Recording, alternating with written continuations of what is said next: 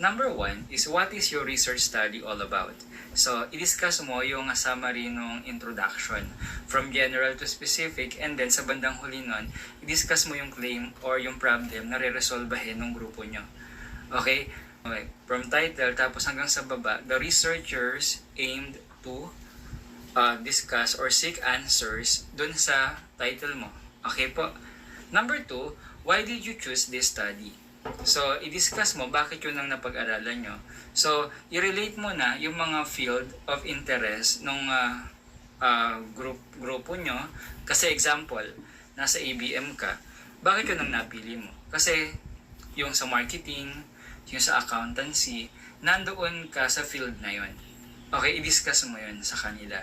Okay, at ano yung mga problema na nakikita mo na gusto mong solusyonan base dun sa pag-aaral mo. Okay, kung yan ay sa medicine, sa field of engineering, okay.